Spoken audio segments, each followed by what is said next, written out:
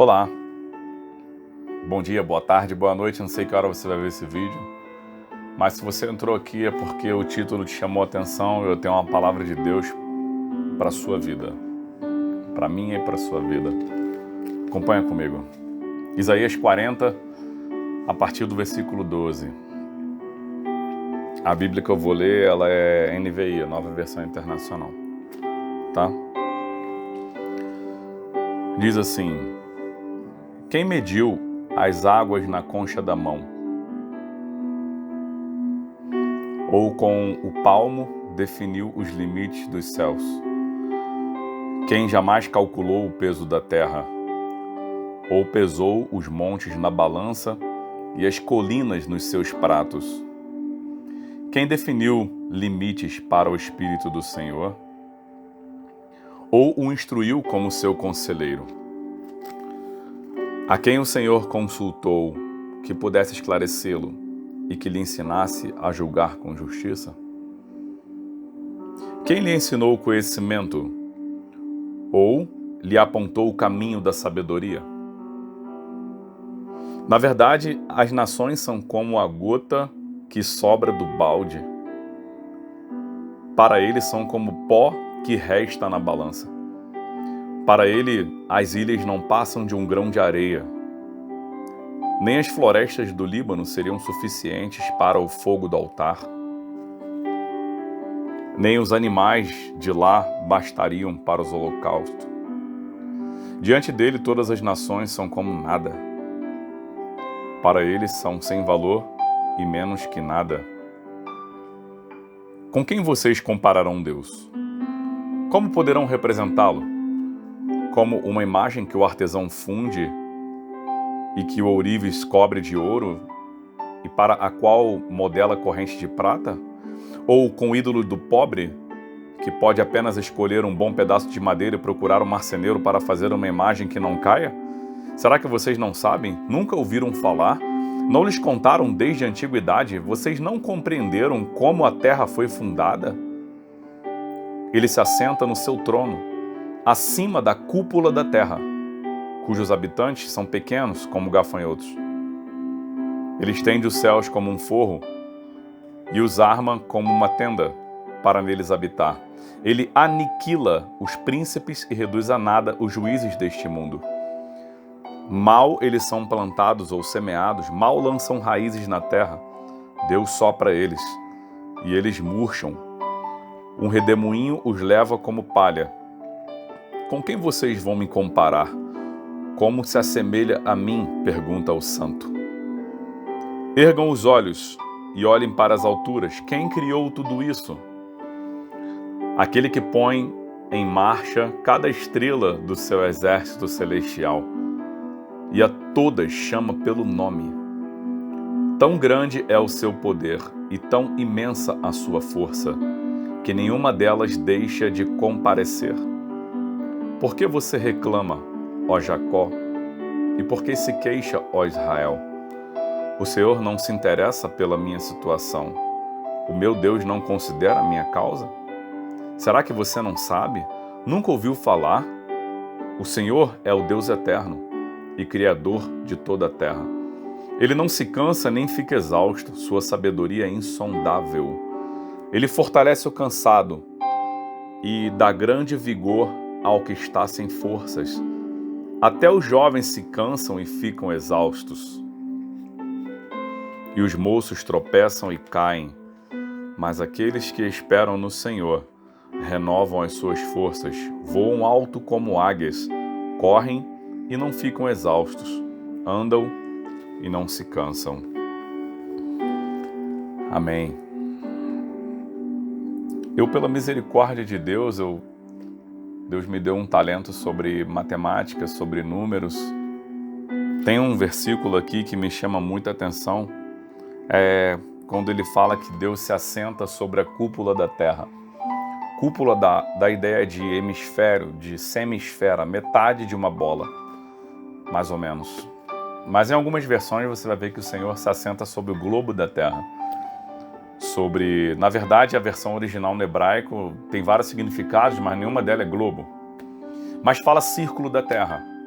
pode ter o significado de arco da terra, algo redondo. Deus falava pela boca de Isaías, dizendo que a terra tinha semelhança com algo curvilíneo, com algo redondo. Nós sabemos muito bem que nas navegações demorou muito tempo para o ser humano chegar à descoberta de que a terra era, vamos dizer, redonda, um geóide, não uma esfera perfeita, 4/3 pi ao cubo, não isso. Mas Aristóteles defendia a esfericidade da Terra, 330 a.C. Antes de Cristo, né? Sabe quem é Cristo? Mas você vai ver na história, se você pegar ali dentro do Google, dar uma Googleizada lá no Wikipedia, você vai ver que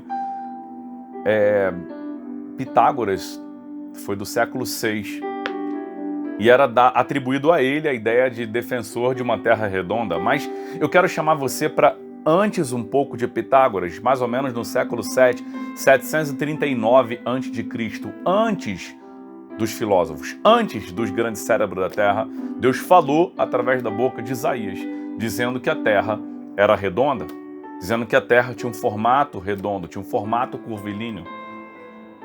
Deus já havia avisado há muito tempo. Não só avisou da terra redonda, mas Deus também avisou em Isaías 40, é um capítulo muito rico para você entender a sabedoria de Deus, para você entender quem é Ele, e mesmo assim você não vai entender quem é Ele. Nós não entendemos, a sabedoria dele é insondável, não dá para saber. Mas quando você sai na varanda da tua casa, você sai à noite, como Abraão saiu da tenda, olhou para o céu e viu aquela imensidão, Abraão deve ter pensado, meu Deus, quem eu sou perto disso tudo? Quando você viaja de avião, o avião sobe e você começa a olhar a terra pequenininha, você vê ali as pessoas como gafanhotos. Ou você vê as nações como o finzinho da poeira de uma balança, como diz aqui em Isaías 40. Isaías não só profetizou a respeito da terra ser redonda, ele revelou a terra redonda antes de todos os cientistas, pela boca de Deus. E ele não só falou sobre isso, Isaías também estava falando no versículo, no início do Isaías 40, ele fala sobre a voz que clama no deserto. Isaías já estava profetizando ali a respeito de João Batista. Isaías foi aquele que falou a respeito do nosso Senhor,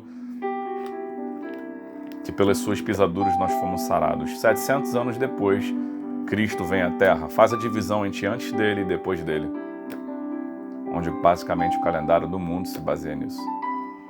Então eu quero chamar a sua atenção nesse vídeo, para você que entrou aqui curioso, para te levar a ler um pouco sobre a palavra de Deus, sobre aquilo que ele escreveu.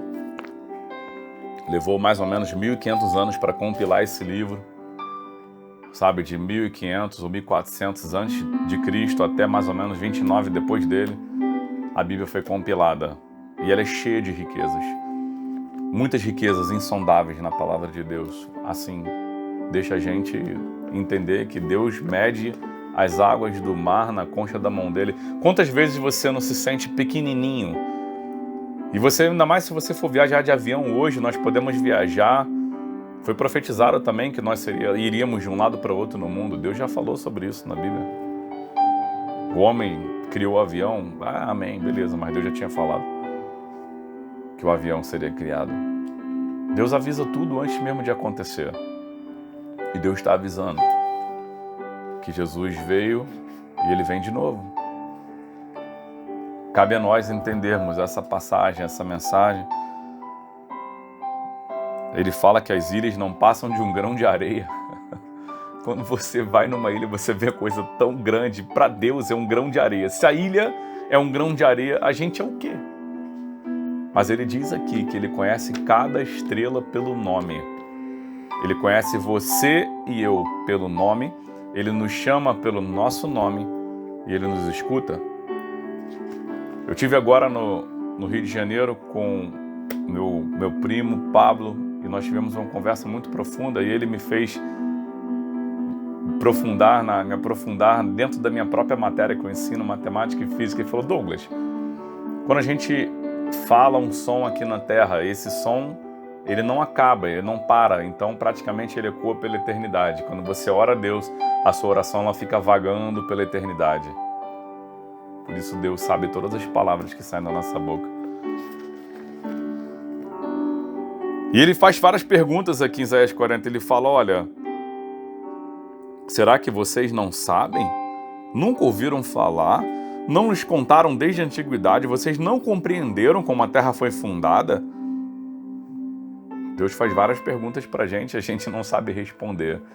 Eu quero dizer para você, meu irmãozinho, minha irmãzinha, que a gente não conhece Deus. Por mais que a gente diga que ama, será que a gente ama mesmo? Ele nos ama. Nós não amamos a Deus. Não com amor ágape. Será que nós conhecemos a Deus?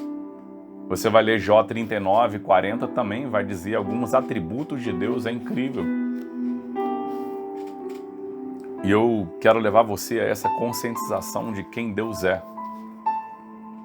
Deus é insondável, Ele é muito maior do que eu e você possamos imaginar. Nós não sabemos o que Ele é capaz de fazer. Ele demonstra na palavra dele, em várias passagens, Ele fala o que Ele fez e Ele continua fazendo. Milagres, maravilhas, só você olhar, pesquisar na internet ao seu redor. Deus é bom, Ele te ama. E que essa palavra, essa mensagem possa edificar a tua vida. Que Deus te abençoe grandemente. Amém.